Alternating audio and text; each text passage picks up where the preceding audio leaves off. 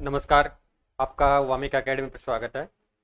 Corporate accounting आपकी जो भी लेटेस्ट सब्जेक्ट चल रही है, जिसमें ऑलरेडी आपकी 2 क्लासें कंप्लीट हो चुकी है, तो थर्ड क्लास इस वीडियो के माध्यम से स्टार्ट करेंगे।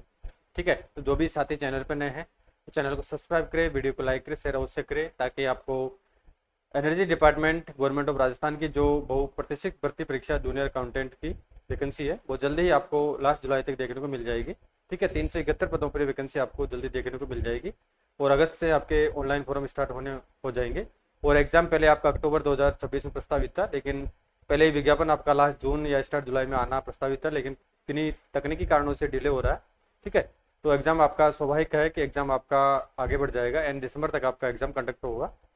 तो चैप्टर स्टार्ट करते हैं। आपका कंपनी अकाउंट चल रहा है, जिसमें 2 वीडियो कंप्लीट हो चुके हैं एंड 2 क्लासें कंप्लीट हो चुकी है। इस वीडियो के माध्यम से आपकी 3rd नंबर की क्लास स्टार्ट करेंगे, यानी जो अंशों का प्रीमियम पर किस प्रकार से निर्गमन किया जाता है उसके बारे में बात करेंगे। उसके कंपनी एक्ट 2013 के अकॉर्डिंग कौन कौन से बेसिक प्रोविजंस है, कौन कौन सी कंडीशंस है, उनके बारे में बात करेंगे। फिर उनका प्रैक्टिकल क्वेश्चन के माध्यम से उसका स्टडी करेंगे।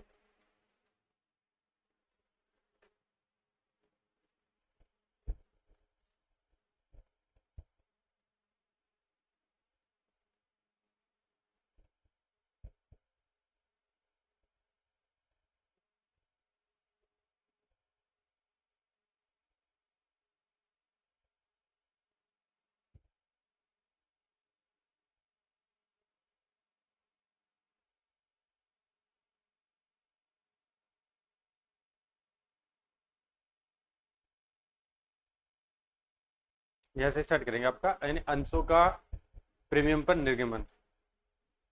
ठीक है, तो पहले बात करते हैं कि प्रीमियम क्या होता है। जैसा कि आप सभी को पता है कि जो अंशों का निर्गमन किया जाता है वो 3 टाइप से किया जाता है। एक तो होता है एट पार, एक एट प्रीमियम और एट डिस्काउंट, यानी सममूल्य पर और प्रीमियम पर और बट्टे पर। तो जिन कंपनियों की साख मार्केट में अच्छी होती है, जिनका टर्नओवर अच्छा होता है, जिनका गेनिंग रेशियो अच्छा होता है, ठीक है, तो वो कंपनियां मार्केट में जो अपने शेयर्स होते हैं उनको प्रीमियम पर जारी कर सकती है। जैसे मान के चलो किसी शेयर का अंकित मूल्य 100 रुपया है और कंपनी अगर उसको 120 में जारी करती है या 110 में जारी करती है, जो अंकित मूल्य और जो प्रीमियम के जो भी राशि है उसमें जो अंतर है वही आपका एक तरह से प्रीमियम हो जाएगा। जैसे 20 रुपया प्रीमियम या 10 रुपया प्रीमियम, जो एक्स्ट्रा पैसा लिया जाता है अंकित मूल्य से, वही आपका एक तरीके से प्रीमियम कहलाता है। तो इसको देखते हैं, इसका मीनिंग देखते हैं पहले।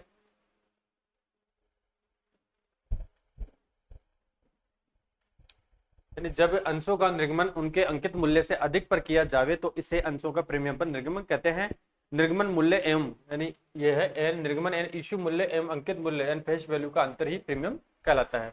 यह कंपनी की अच्छी शाख, एंड जिस कंपनी की अच्छी शाख होती है मार्केट में, अच्छी शाख का द्योतक होता है। प्रीमियम की राशि एक मुश्त, एंड जो प्रीमियम की राशि है अब हो सकता है कंपनी के ऊपर डिपेंड करता है, एक मुश्त लमसम भी ले सकती है या अलॉटमेंट पर, फर्स्ट कॉल पर, सेकंड या फाइनल कॉल पर, यानी कि कभी भी अपनी सुविधा के अकॉर्डिंग ले सकती है। एक मुश्त भी ले सकती है और किस्तों में भी, कई किस्तों के साथ भी प्राप्त की जा सकती है। एक सार्वजनिक निर्गमन, यानी जो भी आईपीओ होता है आपका, इनिशियल पब्लिक ऊपर होता है, तो एक सार्वजनिक निर्गमन में एक कंपनी कभी कभी जन सामान्य तथा आरक्षित वर्ग के लिए प्रतिभूति प्रीमियम की राशि अलग अलग रख सकती है। अब वो कंपनी के ऊपर डिपेंड करता है कि जो जन सामान्य के बारे में बात करें तो जो सामान्य जनता होती है वो जन सामान्य होगी, और उसके अलावा जो विशेष लोगों के बारे में बात करें यहाँ पे, यानी आरक्षित वर्ग में बात करें तो ये जो आपके एनआरआई होते हैं, नॉन रेजिडेंट्स ऑफ इंडिया, और प्रमोटर्स है, विदेशी वित्तीय संस्थान जैसे आपका एफएफआई है, फॉरेन फाइनेंशियल इंस्टीट्यूशंस है, यानी म्यूचुअल फंड्स है, आदि को इसमें शामिल किया जाता है। किसमें? आरक्षित वर्गों में। तो 2 प्रकार से प्रीमियम दिया जाता है, सामान्य से और एक आरक्षित वर्गों से। नेक्स्ट इसमें अंश प्रीमियम की राशि का चिट्ठी में किस प्रकार से निरूपण किया जाएगा, एंड जो अंश प्रीमियम की राशि प्राप्त होती है बैलेंस शीट को, बैलेंस शीट के अंतर्गत यानी चिट्ठे में फाइनेंशियल स्टेटमेंट के अंतर्गत उसको किस प्रकार से शो किया जाएगा। तो आपको ध्यान रखना है, इसको बैलेंस शीट की लायबिलिटी साइड में रिजर्व एंड सरप्लस शीर्षक के अंतर्गत इसको शो किया जाता है। किसके अंतर्गत शो किया जाता है? एंड लायबिलिटी साइड में रिजर्व एंड सरप्लस शीर्षक के अंतर्गत इसको शो किया जाता है। तो अंश प्रीमियम की राशि का चिट्ठी में निरूपण है। तो अंशों को प्रीमियम पर निर्गमित करने की दशा में प्राप्त प्रीमियम की राशि कंपनी का पूंजीगत लाभ होता है। यानी अंशों को प्रीमियम पर अगर इश्यू किया जाता है, जो भी राशि प्राप्त होती है प्रीमियम की, वो एक तरीके से कैपिटल प्रॉफिट होता है। क्या क्या होता है? यानी कैपिटल गेन होता है। इसे जिस खाते में जमा किया जाता है यानी जिस खाते में इसको क्रेडिट किया जाएगा, वह खाता कौन सा होता है? आपका सिक्योरिटीज प्रीमियम अकाउंट होता है। कौन होता है? प्रतिभूति प्रीमियम खाता है, सिक्योरिटीज प्रीमियम अकाउंट होता है। नेक्स्ट है, इसे कंपनी के चिट्ठे में दायित्व पक्ष में रिजर्व एंड सरप्लस यानी संचय आदि के शीर्षक में दिखाया जाता है। प्रीमियम की बकाया राशि प्रतिभूति प्रीमियम खाते में से घटाई जाती है। अगर अगर कोई भी प्रीमियम की बकाया राशि है तो उसको, जितनी राशि बकाया है कॉल्स इन एरियर्स है, तो उसको सिक्योरिटीज प्रीमियम अकाउंट में से माइनस कर देंगे। ठीक है, आपको समझ में आ चुका होगा ये बेसिक बेसिक देख रहे हैं। अब बात करते हैं, ये एग्जाम में आपका इस प्रकार से प्रश्न आ सकता है कि अंशों पर जो प्रीमियम प्राप्त किया जाता है उस राशि का यूटिलाइजेशन किस प्रकार से किया जा सकता है। ठीक है, अब इस प्रकार प्रश्न आ सकता है आपका, तो इसके बेसिस आपको ध्यान रखना है। फर्स्टली बात करें कि इस राशि का यूटिलाइज किन किन में किया जा सकता है। फर्स्टली यूज करेंगे सदस्यों को पूर्ण प्रदत्त बोनस अंशों का निर्गमन करने में, यानी जो कंपनी के सदस्य हैं उनको फुली पेड अप बोनस अंकों का निर्गमन करने में इस राशि का यूटिलाइज किया जा सकता है। इसके अलावा आरंभिक व्यय को अपलिखित करने में, यानी कंपनी के जो प्रारंभिक व्यय होते हैं, यानी प्रारंभिक व्यय बोले तो जो समामेलन से पूर्व जितने भी खर्चे होते हैं, चाहे तकनीकी खर्चे हो, चाहे लीगल यानी लीगली खर्चे हो, कंपनी की स्थापना पर जो भी व्यय किए जाते हैं वो प्रारंभिक व्यय कहलाते हैं, तो उनको राइट ऑफ करने में। इसके अलावा अंशों एवं ऋण पत्रों को निर्गमन संबंधी खर्चों, यानी अंशों को जारी करना हो, ऋण पत्रों को जारी करना हो, तो उनके इश्यू के रिगार्डिंग जो भी एक्सपेंसेज आए हैं, कमीशन आए हैं, प्रमोटर्स को कमीशन दिया गया है और जो बट्टा दिया गया है उसको राइट ऑफ करना है, तो इसमें सिक्योरिटीज प्रीमियम राशि का उपयोग किया जाता है। नेक्स्ट है शोधनीय अधिमान अंश, यानी प्रेफरेंस शेयर, जो रिन्यूएबल आपके प्रेफरेंस शेयर होते हैं, शोधनीय अधिमान अंशों अथवा ऋण पत्रों के शोधन पर देय प्रीमियम की व्यवस्था करने पे आप जब शोधन में पढ़ेंगे, यानी आपके शेयर्स का किस प्रकार शोधन किया जाता है, यानी शोधन का मीन्स होता है यानी एक निश्चित वर्ष निश्चित अवधि के पश्चात में, यानी लगभग जो 20 वर्ष होती है, 20 वर्ष के पश्चात में जो भी शेयर होल्डर्स है उनको राशि लौटानी होती है। अब वो कंपनी के ऊपर डिपेंड करता है कि वो इनका शोधन वो बट्टे पे कर सकती है, प्रीमियम पे कर सकती है और एट पार भी कर सकती है। तो जो भी राशि है यानी अगर प्रीमियम पे इनका शोधन करेंगे तो ये सिक्योरिटीज प्रीमियम की राशि है, उसका इसमें यूटिलाइज किया जा सकता है। नेक्स्ट है अंशों की वापसी यानी बाईबैक, जब अंशों का हरण कर लिया जाता है, यानी हरण वाला चैप्टर आएगा उसमें बात करेंगे। यानी किसी अंशदार द्वारा समय पर पैसा नहीं चुकाया जाता है तो उसको नोटिस दिया जाता है, नोटिस के बाद समय दिया जाता है। अगर वो फिर भी पैसा नहीं चुकाता है तो जो भी कॉल्स है उनका, तो फिर उन अंशों को जब्त कर लिया जाता है और फिर उनको बाईबैक यानी वापसी उनकी खरीद की जाती है। इसका यूटिलाइज करने हेतु यहाँ पे सिक्योरिटीज प्रीमियम राशि का प्रयोग किया जा सकता है। नेक्स्ट है, अब इसमें नोट है एक आपका, यानी इस प्रीमियम की राशि का उपयोग सदस्यों को लाभांश, ये इंपॉर्टेंट है, जो सिक्योरिटीज प्रीमियम की राशि होती है उसका उपयोग कभी भी जो सदस्य होते हैं तो उनके मध्य जो लाभांश बांटने में इसका यूटिलाइज कभी भी नहीं किया जा सकता है। कई बार कंपनी में पर्याप्त लाभ नहीं हो पाते हैं, ठीक है, तो उस कारण से कंपनी चाहे तो भी अपनी सिक्योरिटीज प्रीमियम की राशि में से लाभांश का भुगतान सदस्यों को नहीं कर सकती है। नेक्स्ट है प्रतिभूति प्रीमियम खाते में जमा रकम पूंजीगत संचय माना जाता है, जो भी जमा होती है वो एक तरीके से कैपिटल रिजर्व माना जाता है। इस राशि का उपरोक्त कार्यों के अलावा, जो उपरोक्त 4-5 जो बातें टॉपिक्स पॉइंट्स के बारे में बात कर चुके हैं, उनके अलावा प्रयोग करने पर पूंजी की कमी मानी जाती है तथा दोषी संचालकों तथा कंपनी एक्ट के अनुसार अनुशासनात्मक दंड स्वरूप कार्रवाई भी यहाँ पे की जाएगी। उपरोक्त जो भी बात की है, जो भी बिंदु थे, उनके अलावा अगर अन्य यूटिलाइज इस राशि का किया जाता है तो कंपनी के जो भी अधिकारी हैं और उसके जो भी मैनेजर्स हैं और जो संचालक है उन पर अनुशासनात्मक एवं दंड स्वरूप कंपनी एक्ट 2013 के अनुसार कार्रवाई अमल में लाई जाती है। ठीक है, इसके अंशों के प्रीमियम पर लेखांकन किस प्रकार से किया जाएगा, ये तो ऊपर तो बेसिक पढ़ा था, यानी इसका बैकग्राउंड देखा था थ्योरेटिकल रूप में। अब इसका प्रैक्टिकल देखेंगे। तो प्रीमियम जिस किस्त, यानी जो प्रीमियम होता है जिस किस्त, जिस यानी आवेदन या आवंटन या मांग के साथ, यानी आवेदन के साथ भी आ सकता है, आवंटन भी आ सकता है, मांग यानी फर्स्ट कॉल, सेकंड कॉल या थर्ड या फाइनल कॉल के साथ मांगा जाता है, उस किस्त के खाते में किस्त की देय राशि प्रीमियम से डेबिट कर दी जाती है, यानी प्रीमियम से जो भी डेबिट उसको डेबिट कर दिया जाएगा, तो सिक्योरिटीज प्रीमियम जो खाता है आपका उसको क्रेडिट कर दिया जाएगा। अब इसकी एंट्री देखेंगे, फिर प्रैक्टिकल देखेंगे कैसे एंट्री होगी। यदि प्रश्न में, ये इंपॉर्टेंट है यहाँ पे, यदि प्रश्न में ये स्पष्ट रूप से नहीं लिखा गया है कि प्रीमियम की राशि किस किस्त के साथ देय है, अगर प्रश्न में स्पष्ट रूप से ऐसा नहीं कहा गया है कि प्रीमियम की राशि किस किस्त के साथ में देय है, तो आपको सिर्फ और सिर्फ विशेष ध्यान रखना है कि ऐसी स्थिति में प्रीमियम की राशि आवंटन के साथ देय होगी। किसके साथ देय होगी?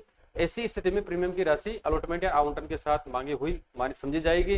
प्रीमियम अगर स्पष्ट प्रश्न में दे रखा है तो कोई दिक्कत वाली बात नहीं है, अगर स्पष्ट प्रश्न में नहीं दे रखा है तो आवंटन के समय संपूर्ण राशि प्रीमियम की मांग ली जाएगी। प्रीमियम की राशि टुकड़ों में विभिन्न मांगों के साथ भी मांगी जा सकती है। अब इसका प्रैक्टिकल देखते हैं। अब आपका यहां से इंपॉर्टेंट स्टार्ट हो जाता है। देखो, अंशों के प्रीमियम पर निर्गमन लेखा किस प्रकार से किया जाता है। तो प्रीमियम जिस किस्त यानी आवेदन पर या आवंटन पर या जो भी फर्स्ट कॉल है, सेकंड कॉल है, थर्ड या फाइनल कॉल है के साथ मांगा जाता है, उस किस्त के खाते में किस्त की देय राशि प्रीमियम से डेबिट कर दी जाती है तो प्रतिभूति प्रीमियम खाता है सिक्योरिटीज प्रीमियम अकाउंट को क्रेडिट कर दिया जाता है।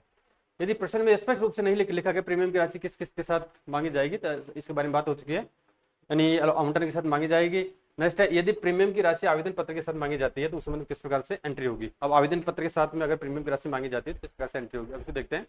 आवेदन पर प्रीमियम सहित संपूर्ण राशि प्राप्त होने पर अब स्वाभाविक है आवेदन पर मांगी जाएगी संपूर्ण राशि प्राप्त हो जाएगी, तो एंट्री होगी इसमें bank account debit to share application account and application amount received with premium, यानी जैसे मान के चलो 1 लाख रुपए प्राप्त होता है, ठीक है।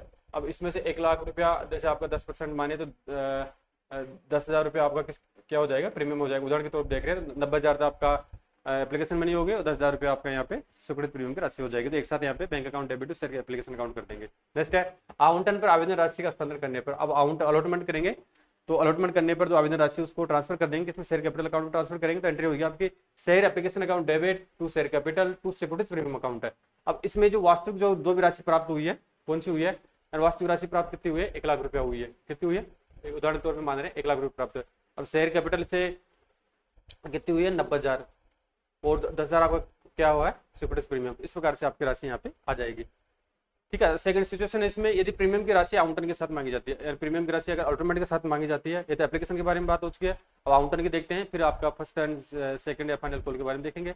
तो आवंटन के साथ मांगी जाती है प्रीमियम राशि क्या एंट्री होगी, तो आवंटन राशि देय होने पर तो ड्यू होने पर एंट्री हो जाएगी share allotment account debit to share capital to securities premium, ठीक है। एंड जैसे देय कुल राशि आपकी मान के चलो 1 लाख रुपया है, उदाहरण के रूप में देख रहे हैं 90,000 रुपया आपका अलॉटमेंट ड्यू है और 10,000 रुपया में आपका सिक्योरिटीज प्रीमियम आ जाएगा, इस प्रकार से राशि आ जाएगी।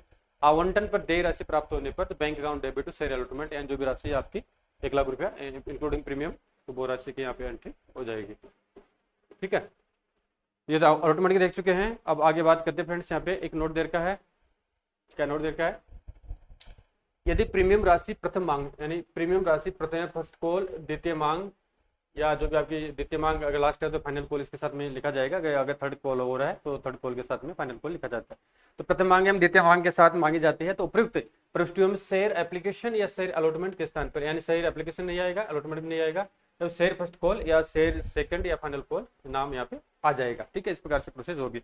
अब इसको उदाहरण नंबर 7 से देखते हैं, तो इसका प्रैक्टिकल देखते हैं। अभी आपके जो भी डाउट्स क्लियर हो जाएंगे, काफी अच्छा प्रैक्टिकल है, अच्छी तरह से आपको देखना है इसको।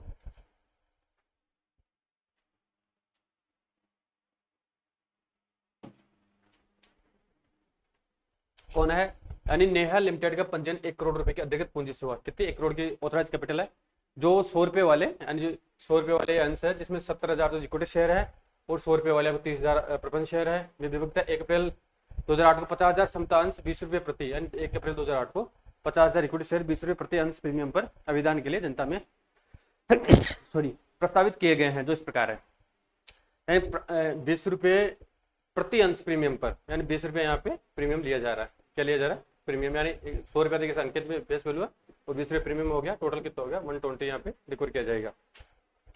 अब एप्लीकेशन पर यानी प्रार्थना पत्र पर एप्लीकेशन में 40 रुपए मांगे जा रहे हैं, अलॉटमेंट पर 30 रुपए मांगे जा रहे हैं, जिसमें 10 रुपए प्रीमियम के कितने हैं ये विशेष आपको ध्यान रखना है। अलॉटमेंट पर 10 रुपए प्रीमियम लिया जा रहा है, तो एक्चुअल पैसा कितना हो गया, अलॉटमेंट में 20 रुपया हो गया, सर कितना हो गया अलॉटमेंट का, तो 20 रुपया हो गया और 10 रुपये हमें प्रीमियम के हो गया, टोटल 30 रुपया लेना है। प्रथम मांग पर 30 रुपया लेना है, जिसमें 10 रुपये आपके प्रीमियम के इंक्लूड है, ठीक है, सेम सिचुएशन यहाँ पे है। और द्वितीय अंतिम मांग पर 20 रुपया है, इसमें प्रीमियम नहीं है।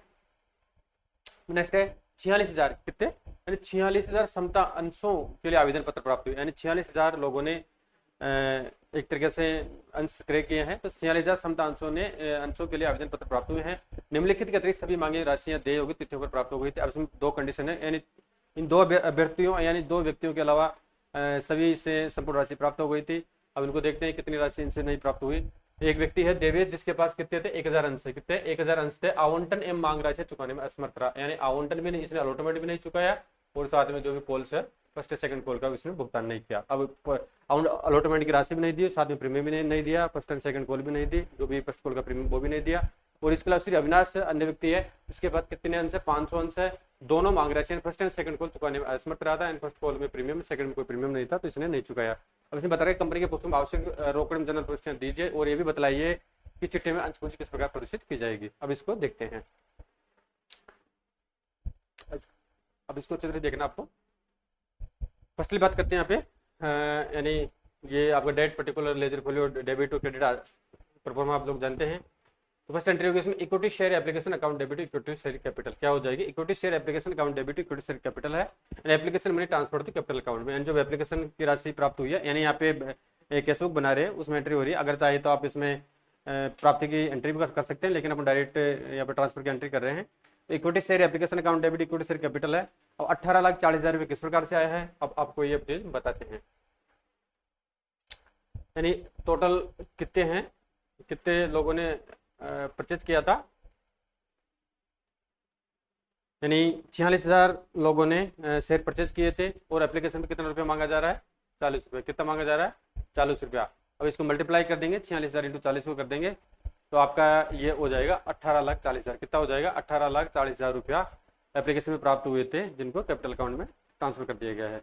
नेक्स्ट बात करते हैं यहाँ पे दूसरी एंट्री आपको being allotment amount due in including premium. अब एप्लीकेशन का तो ट्रांसफर कर चुके हैं, मांग चुके हैं, वो ट्रांसफर कर चुके हैं। अब अलॉटमेंट का ड्यू की एंट्री करेंगे पहले। तो अलॉटमेंट में कितना पैसा मांगा जा रहा है, यानी 46,000 अंशदारी है, और अलॉटमेंट में 30 रुपये मांगा जा रहा है, जिसमें से आपके 10 रुपये प्रीमियम इसमें इंक्लूड है। क्या है? एंड 10 रुपये प्रीमियम इसमें इंक्लूड है, और 20 रुपये इस तरीके शेयर के पैसे मांगे जा रहे हैं। टोटल 30 रुपये मांगेंगे विद 10 रुपीज प्रीमियम सहित।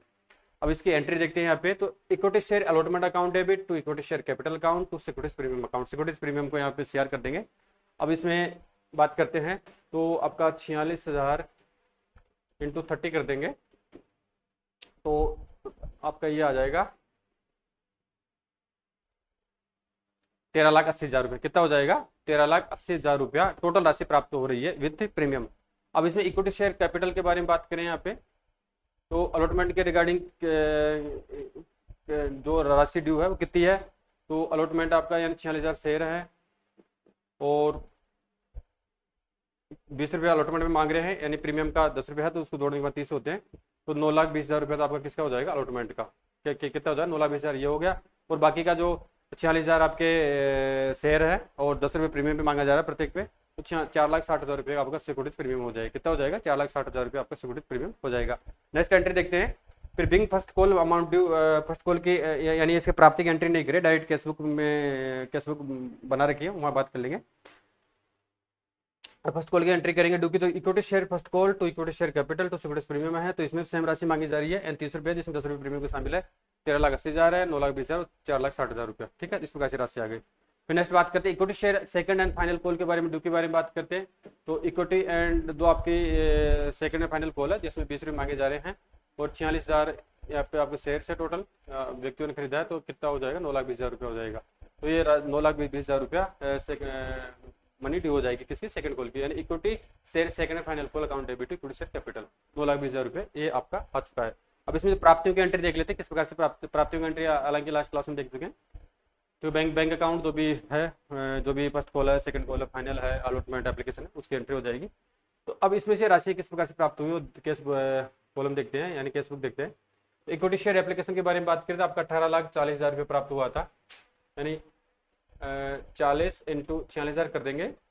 एप्लीकेशन में 40 रुपये मांगा गया था 46,000 अभ्यर्थियों से, यानी जो भी शेयर होल्डर है उनसे, तो 18,40,000 आ गया। फिर इक्विटी शेयर अलॉटमेंट है। अब अलॉटमेंट पर, अब यहाँ पे यह समस्या आ गई, अलॉटमेंट पर कितना रुपये लेना था? 13,80,000 रुपये। कितना लेना था फ्रेंड? 13,80,000 रुपये लेना था। लेकिन एक अंशधारी है, कौन है? एक व्यक्ति है, अंशधारी है, इसको देखते हैं प्रश्न को आपसे। यानी एक व्यक्ति कौन है? देवेश, जिसके पास एक हजार अंश थे, आवंटन ने मांग राशि चुकाने में असमर्थ था, यानी उसने आवंटन नहीं किया था, आवंटन का पैसा नहीं चुकाया था, तो आवंटन में कितने रुपये मांगे जा रहे हैं यहाँ पे? यानी आवंटन में 30 रुपये मांगे जा रहे हैं। कितने मांगे जा रहे हैं? 30 रुपये मांगे जा रहे हैं, जिसमें 10 रुपये आपके प्रीमियम के हैं, तो 30,000 रुपये इसमें कम हो जाएगा। कितना? यानी 13,50,000 रुपये आवंटन पर मिले हैं। 20,000 तो अलॉटमेंट का होगा, 10,000 रुपये यहाँ पे किसका हो गया? सिक्योरिटीज प्रीमियम का होगा, इस कारण से 13,50,000 है। फिर इक्विटी शेयर फर्स्ट कॉल के बारे में बात करें तो इक्विटी शेयर फर्स्ट कॉल में कितना पैसा मांगा गया है? यहाँ 13,80,000 रुपये मांगा गया है। अब 13,80,000 मांगा गया है, तो इसको देखते हैं प्रश्न को। तो इक्विटी शेयर फर्स्ट कॉल में, यानी जो फर्स्ट व्यक्ति कौन है? देवेश है, यानी इसने आवंटन दिया और मांग राशियां, तो फर्स्ट कॉल में कितना फर्स्ट कॉल का इसमें पैसा मांगा जा रहा है? एक सेकंड,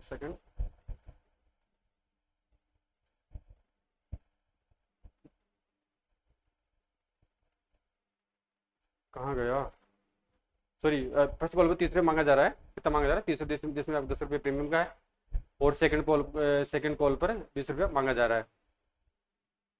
अब इसमें से इक्विटी शेयर कैपिटल में 13,80,000 प्राप्त होने थे, लेकिन जो बाकी 45,000 है, 45,000 रुपया इन्होंने प्रीमियम और साथ में कॉल्स के नहीं चुकाए हैं दोनों ने, इस कारण 13,35,000 आ चुका है। फिर equity share second and final call के बारे में बात करें तो equity and share second call में कितना 9,20,000 रुपये प्राप्त होना था, क्योंकि शॉर्ट कितना रह गया? 30,000 रह गया। कितना रह गया? 30,000 रह गया। तो अब इसको देखते हैं कि अंतिम कॉल कितने की है यहाँ पे, यानी 20 रुपये की अंतिम कॉल है। कितने के? 20 रुपये की अंतिम कॉल है। वो एक अंशधारी कौन है? एक के पास में तो 1,000 अंश है और एक के पास में 500 अंश है। 1500 अंश है और 20 रुपये का पेमेंट नहीं कर रहे हैं, 1500 × 20 कर देंगे तो यहाँ पे 30,000 रुपये आ जाएगा। कितना आ जाएगा? 30,000 रुपये। 30,000 रुपये कम प्राप्त हो रहा है क्योंकि इन्होंने मांग का भुगतान नहीं किया था। 8,90,000 रुपया ये आपका राशि प्राप्त हो जाएगी। तो टोटल आपके एप्लीकेशन पर, अलॉटमेंट पर, फर्स्ट कॉल पर और सेकंड कॉल पर कितना प्राप्त हो चुका है? 54,15,000 रुपये। कितना? 54,15,000 रुपये प्राप्त हो चुका है। पूरे आपका बैलेंस शीट हो जाएगा। ठीक है, अब इसके बैलेंस शीट बनाते हैं। तो balance sheet of Neha limited की बैलेंस शीट बनाए। लाइबिलिटीज है, अमाउंट है, असेट्स है। और तो यहाँ पे पहले आपका कैश एट बैंक देखें तो नगद बैंक में नगद कितना आपका?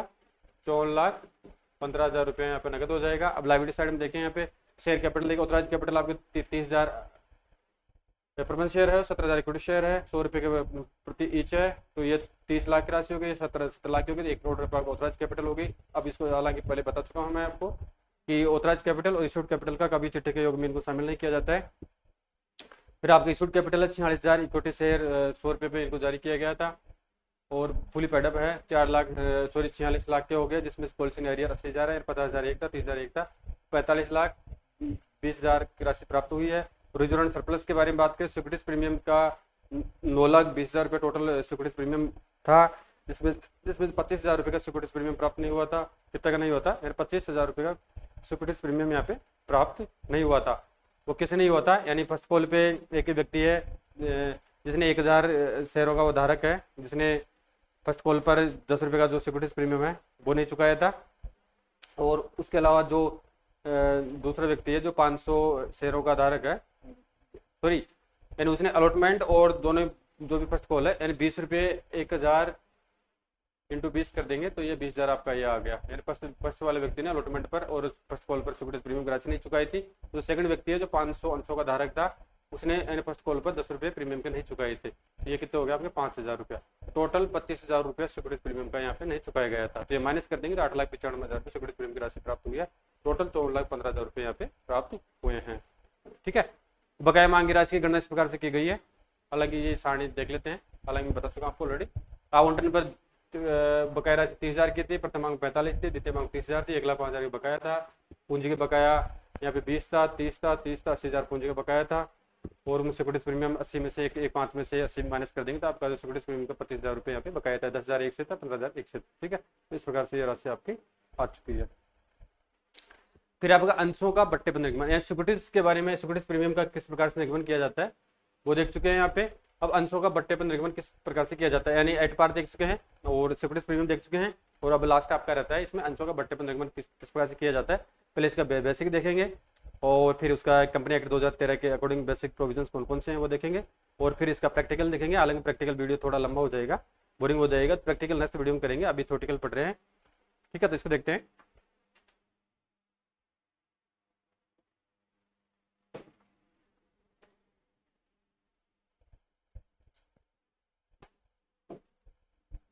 अंशों का बट्टे पर निगमन, issue of shares of discount. अब बट्टे के बारे में बात करें तो जैसे नाम से प्रतीत हो रहा है इतने छूट है। 100 रुपये अंकित मूल्य का कोई शेयर है, अगर उसको 90 रुपये में जारी कर दिया जाता है तो एक तरह से जो 10 रुपये कम है वो एक तरह से डिस्काउंट दिया गया है। क्या दिया गया है? डिस्काउंट दिया गया है। अब इसमें कंडीशन होती है कंपनी एक्ट 2013 के अनुसार, कोई भी कंपनी पहले तो उसका अंतर्नियम सीमा नियम में लिखा हुआ होना चाहिए कि कोई कंपनी बट्टे पर निगमन कर सकती है या नहीं कर सकती है, और उसके अलावा उसको जो अपना व्यापार आरंभ किए हुए कम से कम 1 साल कंप्लीट हो जाना चाहिए। कितना हो जाना चाहिए? 1 साल कंप्लीट हो जाना चाहिए। और बट्टे पर निगमन करने से पहले उसको कंपनी ऑफ रजिस्ट्रार के पास में आवेदन करना होता है, और आवेदन की स्वीकृति के विदिन 2 मंथ्स में ये शेयर जारी करना अनिवार्य होता है। तो अंशों को उनके अंकित मूल्य से कम मूल्य पर निर्गमित करना अंशों का बट्टे पर निगमन कहलाता है। अंकित मूल्य में से निर्गमित मूल्य घटाने पर बट्टे की राशि यहाँ पे प्राप्त हो जाती है। जैसे 100 - 90 कर देंगे तो जो भी राशि आएगी तो एक तरीके से आपकी बट्टे की राशि यहाँ पे प्राप्त हो जाएगी। अब नेक्स्ट है बट्टे पर निर्गमन की कौन कौन सी कंडीशन है, ये इंपॉर्टेंट है, ये प्रश्न एग्जाम में आने की पूरी पूरी पॉसिबिलिटी रहती है, तो इनको आपको किसी ध्यान रखना है। कौन कौन सी कंडीशन हो रहा है कंपनी एक्ट 2013 के अनुसार, यानी अंश ऐसी श्रेणी का होनी चाहिए, कैसे होने चाहिए, एंड जो भी अंश शेयर्स है ऐसी श्रेणी के होने चाहिए जो पहले से निर्गमित किए हुए हों, यानी ऑलरेडी इस प्रकार से पहले से शेयर निर्गमित किए गए हों, उसी श्रेणी के शेयर होने चाहिए, ये सबसे पहली कंडीशन होती है। सेकंड है अंशों को बट्टे पर निर्गमित करने का अधिकार कंपनी की साधारण सभा में, एंड जो भी उसके एनुअल जनरल मीटिंग होती है, तो साधारण सभा में पास किए गए प्रस्ताव द्वारा किया जाना चाहिए। एनुअल मीटिंग की आवश्यकता नहीं होती है, जनरल मीटिंग की आवश्यकता होती है। तो साधारण सभा में पास किए गए प्रस्ताव द्वारा किया जाना चाहिए तथा कंपनी लॉ, यानी जो कंपनी लॉ ट्रिब्यूनल होता है, कंपनी लॉ ट्रिब्यूनल द्वारा स्वीकृत भी होना चाहिए, यानी इस प्रकार से प्रोसेस पहले उसको करनी होती है। और अंश से ऐसी श्रेणी होनी चाहिए जो पहले से ऑलरेडी जारी किए जा चुके हैं।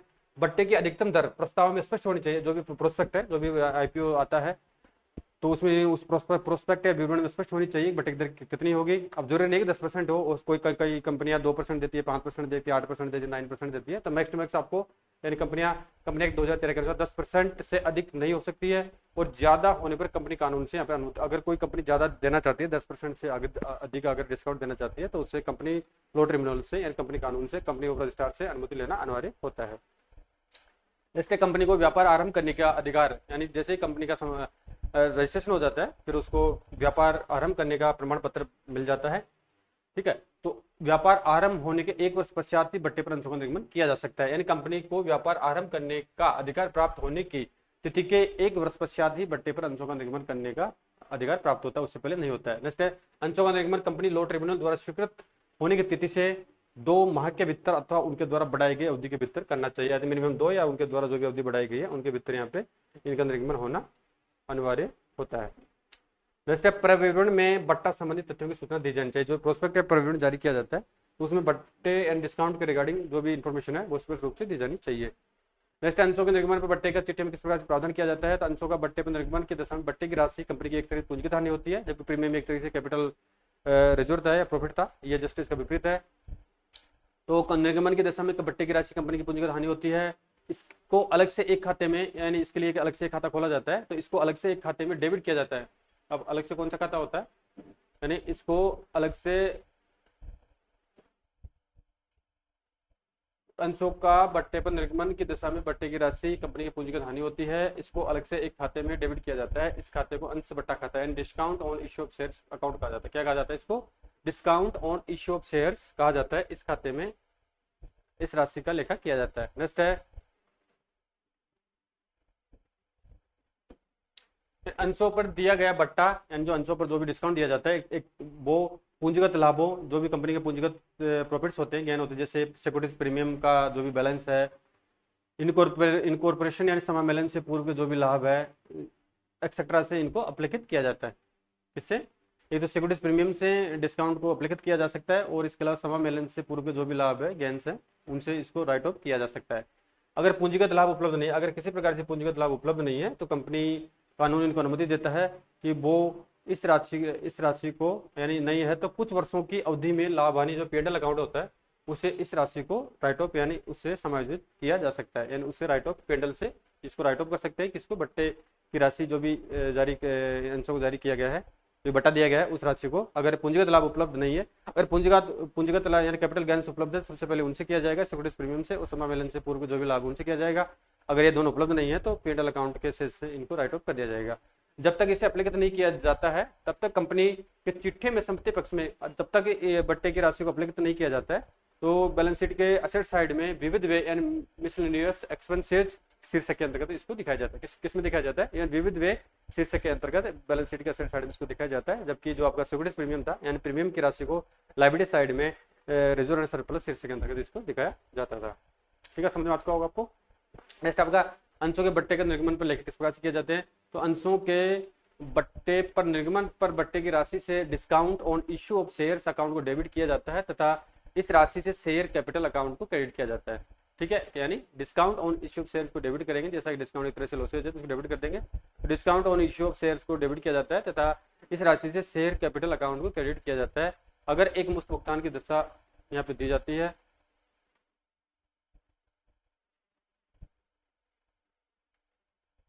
अब इसका एंट्री देख लेते हैं, फिर प्रैक्टिकल क्वेश्चन नेक्स्ट वीडियो में देखेंगे। तो एक एक मुफ्त भुगतान की दशा में किस प्रकार से एंट्री होगी,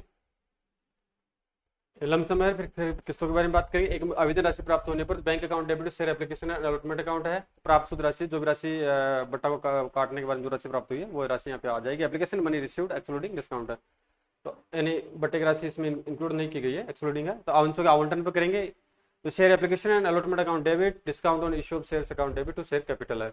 तो प्राप्त शुद्ध राशि यहाँ पे डेबिट में आ जाएगी। जैसे मैं मान के चलो 90,000 रुपये की राशि प्राप्त होती है, 10,000 रुपये का डिस्काउंट दिया गया है, ठीक है, और टू शेयर कैपिटल यहाँ पे 1,00,000 रुपये आ जाएगा। तो इस प्रकार से ये राशि आ जाएगी। Share application allotment account debit to discount on issue of share account debit to share capital and on allotment application money and discount transfer है।